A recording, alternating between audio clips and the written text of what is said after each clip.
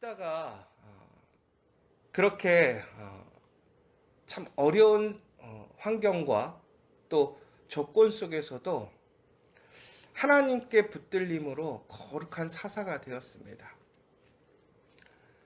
그러나 그 사사가 되었을 때에 그것에 대한 평가와 또 이야기는 하나님께서 사용하시느냐 사용하시지 않느냐에 따라서 이야기되는 것이 아니라 사람들의 기준, 사람들의 생각대로 평가가 되었고, 또한 그것에 개인적인 감정으로 대함으로 인하여서 또 큰 학살이 일어났던 모습들을 우리가 어제 보았습니다.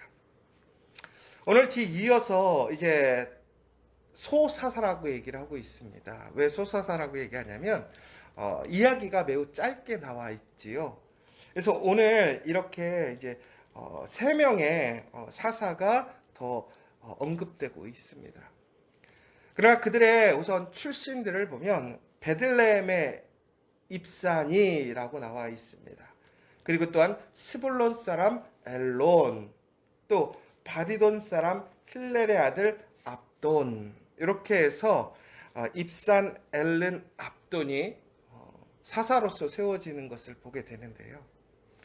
이들의 지역적인 특징들이 사뭇 좀 재미있는 것은 다 다른 지역 출신이라는 겁니다. 그러니까 지금 하나님께서는 여호수아 이후에 이제 사사들을 세우실 때에 하나님께서는 이스라엘의 다양한 그 지파들 가운데서 특별히 소외되거나 또 분폐되고 그러니까 분리되어지고 더 나아가서는 조금은 연약할 것 같은 그러한 지파 속에서도 하나님께서는 사사를 세우셨다는 거예요. 그래서 하나님께서는 원칙적으로 우리가 흔히 얘기해서 12지파가 순서대로 사사가 되게 하시려고 했던 목적이냐? 그것은 아니고요. 하나님께서는 우선 기본적으로 어떤 우리의 인간적인 특징이나 어떤 원칙에 의해서 하나님께서 그 사람을 사용하시거나 또 그 사람의 능력을 통해서 그 사람을 이용하시는 것이 아니라는 것을 다시 한번 보여주시는 거예요. 우리가 계속 얘기하는 것처럼 중요한 것은 하나님 손에 붙들려 있느냐, 하나님께서 선택하셨느냐라는 거예요. 여러분, 정말로 우리가 이 사실을 잊지 않아야 될 것 같아요. 가장 중요한 것은 하나님 손에 붙들리는 사람이 되어야 한다는 것이죠. 여러분, 정말로 그 사람에게 하나님의 놀라운 은혜와 역사가 일어나는 거예요. 제가 이번 주 계속 이 이야기를 강조하는 것은 바로 오늘 우리의 삶 속에서 정말 우리에게 많은 어려움과 또한 여러 가지 좋지 않은 상황들이 주어질 때도 있어요. 그러나 하나님께서는 우선 그러한 상황들 속에서 우리가 그러한 삶을 피폐하게 살아가기를 원하지 않는다는 것이죠. 왜 그러냐면 하나님께서는 이스라엘 사람들이 하나님 앞에서 악을 행하고 하나님을 멀리하고 하나님께 돌아섰음에도 불구하고 하나님은 이스라엘 사람들을 지키고 구원하시기 위해 무엇보다 하나님의 약속을 이루시기 위해 하나님께서는 철저히 외면하고 돌아섰던 이스라엘마저도 하나님은 그들을 붙드시고 그들을 구원으로 이끄시기 위해 사사를 끊임없이 세우시는 걸 보게 된다는 사실이에요. 여러분, 우리의 삶이 오늘 하나님 보시기에 어떠한가를 우리 한번 잘 생각해 봐야 될 것 같아요. 그러니까 세상 사람들에게 우리가 보여지는 모습이 중요한 것이 아니라 먼저 하나님 앞에서 우리는 어떠한 삶을 살아가고 있는가. 그러나 우리가 진심으로 하나님 앞에서 올바르게 경건하게 살아가고 있다면 우리는 다시 소망 가운데 살 수 있어요. 왜? 하나님께서는 철저히 하나님을 신뢰하고 믿고 의지하는 사람들을 외면하지 않습니다. 하나님은 분명히 하나님의 약속을 그의 삶 속에서 또한 그의 가정과 공동체, 그 교회를 통해서 하나님은 역사하시기 때문에 그렇습니다. 여러분의 가정에 그러한 소망이 있으십니까? 우리 커피아 교회에는 그러한 소망이 있으십니까? 여러분, 저는 믿습니다. 우리 커피아 교회에 그런 놀라운 하나님의 역사가 있음을, 또한 분명히 하나님께서 우리 커피아 교회를 사용하셔서 거룩한 하나님의 일을 이루어 가심을 믿습니다. 여러분, 그런데 우리가 세상의 그러한 유행과 어떤 세상의 그러한 풍류대로 우리가 똑같이 살아간다고 한다면 우리는 하나님의 은혜를 경험할 수 없는가? 그럼에도 불구하고 하나님은 도우시고 세우신다라는 사실이죠. 오늘 말씀을 통해서 다시 한번 보는 내용이 뭐냐? 오늘 이들이 얼마나 특별한가, 얼마나 좋은 환경을 가졌는가, 혹은 그들이 지금 어떠한 거룩한 일을 했다라는 그런 이야기들은 전혀 나와 있지 않습니다. 입산이라는 사사의 뜻은 민첩하다라는 뜻입니다. 엘리는 참나무라는 뜻이고요. 압도는 봉사라는 뜻이에요. 그 뜻들이 여러 가지의 의미들이 있을 수 있을 것 같아요. 그러나 우리가 이름을 통해서 그들이 어떠한 삶을 살았는지는 우리가 조금은 이해할 수 없을 수도 있어요. 그러나 중요한 것은 오늘 이러한 이름들을 통해서 그들의 삶이 어느 정도는 반영되고, 좀 이따 제가 얘기를 하겠지만 분명히 그 삶 속에는 그 이름에 또한 걸맞는 이유가 있을 거예요.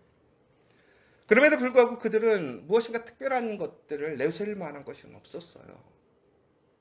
오늘 오히려 그들의 삶을 보면 수많은 자녀들을 낳는 것을 보게 됩니다.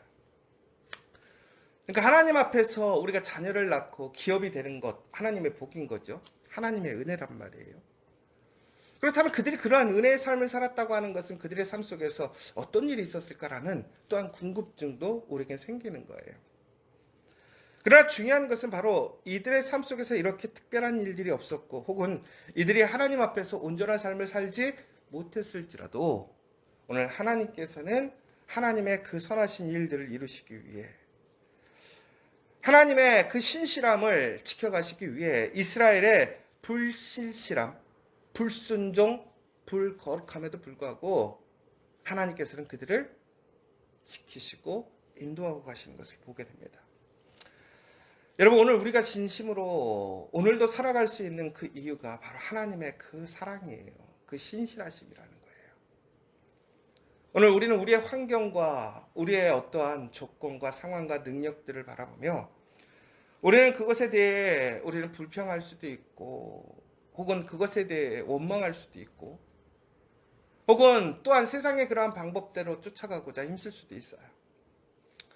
그러나 여러분, 오늘 그럼에도 내가 오늘 이 자리에서 살아갈 수 있다는 이유는 하나님이 나와 우리의 가정, 우리 공동체를 지금도 지키시고 인도하시기 때문에 오늘 우리가 지금 누리는 그 복이, 그 은혜가 있음을 기억하시기 바랍니다.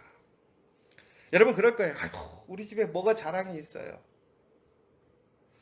우리 커피아 교회 10년 동안 바라보면 모든 것이 은혜고 기적이고 감사해요. 그러나 우리에게는 내가 가진 것보다는 가지지 못한 것에 대한 마음의 바람이 커요. 내가 가진 것에 대한 감사보다는 가지지 못한 것에 대한 두려움이 커요. 여러분, 우리가 왜 집을 살려고 합니까? 집을 가지지 못했다라는 그 자체 때문에 그렇지. 오늘 내가 살지 못하기 때문에 그렇지 아니지 않습니까? 내가 오늘 잠을 잘 수 있고 생활할 수 있는 집이 있음에도 불구하고 감사할 수 없는 것은 내가 지금 남들이 다 갖고 있는 그 집이 나에게 없었기 때문에 불안하고 두렵고 비교가 되는 거잖아요. 그런데 그런 게 다 마찬가지 아니에요? 우리의 삶 속에서 집이나 혹은 학벌 혹은 세상에서 얘기하는 어떠한 영향력 혹은 사이즈, 뭐 여러 가지 것들이 다 포함이 되는 것 같아요. 그러나 여러분, 오늘도 우리에게는 하나님의 은혜가 충만한 것을 기억하십시오. 하나님의 은혜가 풍성하다는 사실을 기억해야 돼요. 그러므로 오늘 우리의 관점은 다시 한번 하나님께서 나와 함께 하심으로 우리는 하나님이 나를 위해 힘쓰고 있는 그곳에, 그 길 가운데 나의 삶과 나의 포커스를 맞춰서 걸어가야 된다는 거예요. 그러면 우리 삶은 이제 악순환의 고리를 끊는 거예요. 이스라엘의 역사를 보면요, 그들은 항상 원의 삶을 삽니다. 서클이라고 그러잖아요. 죄 짓고 그 다음에 타락하고, 타락한 이후에 심판이 있어요. 징계가 있어요. 그 다음 회개예요. 그 다음에 다시 또 죄 지어요. 회개한 이후에 하나님의 용서가 있는 거죠. 용서가 있고 그 다음에 다시 죄 짓는 거죠. 이 서클의 삶을, 원의 삶을 계속 돌아가는 거예요. 그럼에도 우리가 살아갈 수 있는 이유는 뭐냐? 그럼에도 굴러가는 거예요. 어떻게? 그 자리에 있는 것이 하나님께서 그 원을 움직이지만 앞으로 나아가게 이끌어 가시기 때문에. 그런데 여러분, 여기서 우리는 그 원의 서클을 끊어버려야 돼요. 예수 그리스도께서 우리를 위해 죽으신 그 사건을 통해서 이제는 죄를 단절시키고, 오늘 우리는 이제 원의 삶이 아니라 직선의 삶으로 오늘부터 새롭게 시작하는 그 삶이 되어야 한다는 거예요. 그렇게 될 때 우리는 놀라운 새로운 삶을 경험하게 되는 거예요. 왜 우리의 삶이 과거에 붙들려 있습니까? 왜 우리가 아직도 세상의 영향에서 벗어나지 못합니까?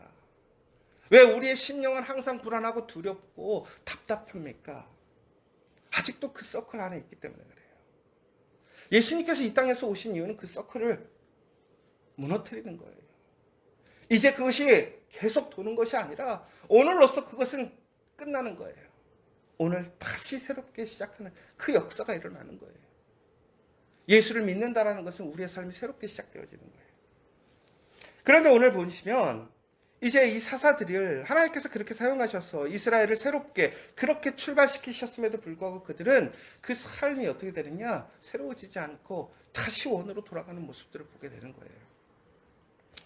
그리고 더 나아가서 오늘 이 3명의 소사사들 보면요, 그들의 자녀들이 얼마나 많았느냐.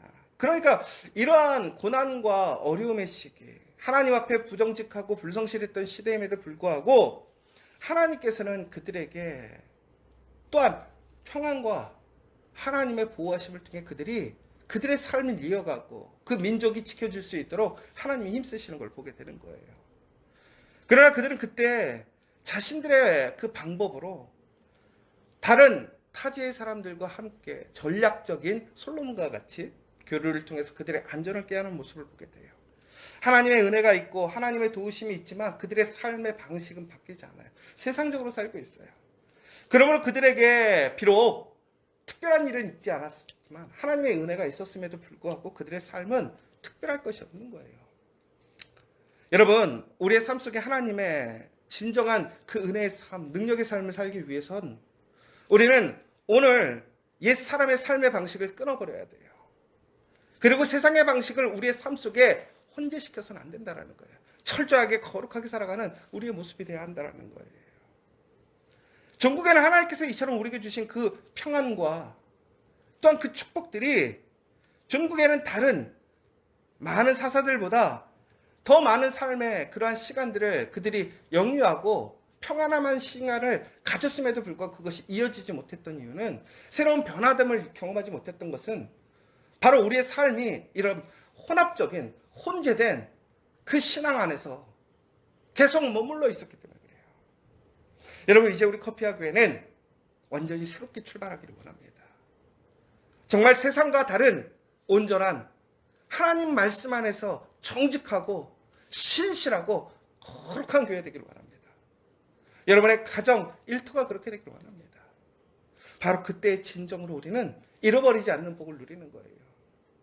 지금 내가 누리고 있는 그 은혜와 복이라는 것이, 여러분, 언제까지 우리가 그 복을 누릴 수 있을 것인가, 그 은혜를 누릴 수 있을 것인가를 우리는 곰곰이 생각해 봐야 돼요. 만약 내가 그러한 은혜와 복을 누리지 못하고 있다면 우리는 다시 한번 또한 곰곰이 생각해야 된다는 거예요. 여러분, 우리 철저히 하나님 앞에 회개해야 돼요.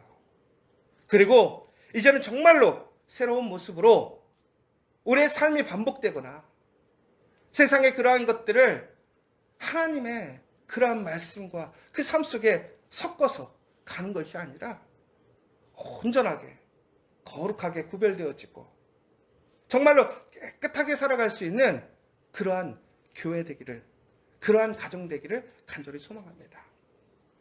여러분, 믿음의 가정이 달라야 되지 않겠습니까? 믿음의 사람이 일하는 방식은 달라야 되지 않겠습니까? 교회는 달라야 되지 않겠습니까? 우리 커피와 교회, 정말로 세상의 교회가 아니라 그 하나님의 교회, 하나님의 공동체 되기를 간절히 소망합니다.